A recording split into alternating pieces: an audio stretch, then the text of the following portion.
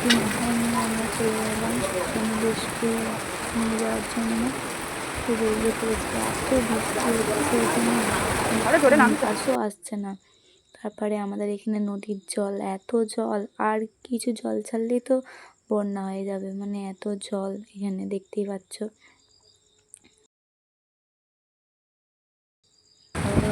তারকেশ্বরে এখানে মানে অত আমাদের মানে যেমন বৃষ্টি হচ্ছে এখানে অতটা বৃষ্টি হয়নি, ঝিরিঝিরি বৃষ্টি হচ্ছে ওই জন্য।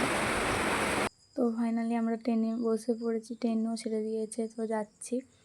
ট্রেনে বসাটাও পাপ, মানে ট্রেনেতে ওই গেটের কাছ থেকে এত বৃষ্টি যে গায়ে আসছে, পুরো তো আমরা ভিজেই গেছি এই তারকেশ্বরে। তাহলে আমরা যাবোটা কী করে কলকাতায়, ভিজে অবস্থায় তো ফাইন যেতে হলো, তো যেতে তো হবেই। তো অনেকক্ষণ বসার পর তো একদিকে তো একটুও বৃষ্টি হয়নি, শেওড়াফুলির পর থেকে একটুও বৃষ্টি হয়নি, আমাদের ওখানে যত বৃষ্টি হচ্ছে তো এখানে একটুও বৃষ্টি হয়নি। দেখো পুরো রেলের এগুলোতে দেখো একটুও মানে জল টল নেই কিছু।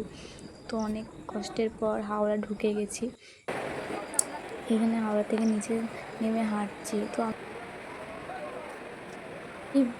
এই বেলুনগুলো আমরা নিয়ে গেছি, কিন্তু যখন বাড়িতে নিয়ে যেয়ে ফুলাই তখন একটুও ফোলে না, গেছে যেমন দেখাচ্ছে যে এত বড় ফুলছে, তো আমরা নিয়ে গেছিলাম তো একটুও ফুলছে না। তো কী যে জাদু করা আছে জানি না।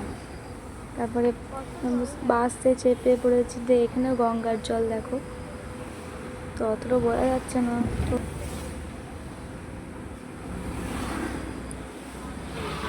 এইদিকে বৃষ্টি হচ্ছে, এইদিকেও, কারণ বর্ষাকাল তো সব দিকেই বৃষ্টি, সব জায়গায় বৃষ্টি হবে।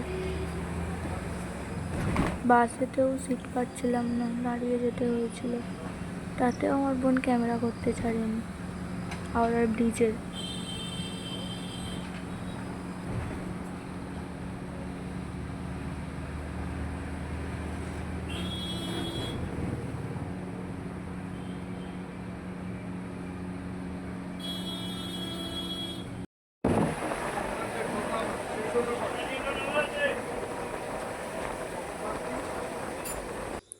তো এইখানে নেমে অবশেষে হেঁটে যাচ্ছি, তো আমার মা ওইদিকে বলছে দেখো ওখানে একটা ঠাকুর মন্দির আছে।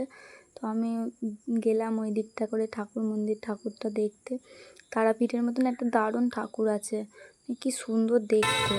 তো এইটা সেই ভাইরাল চুড়িদার ঘর না, যেখানে সেই যত ইউটিউবার আসে এইখানে। তারপর সেখানে আমি একটু ঢং করছিলাম হাতটা নিয়ে, বৃষ্টির জল পড়ছে বলে, ও বৃষ্টির জলই পড়েনি আস্তে আস্তে।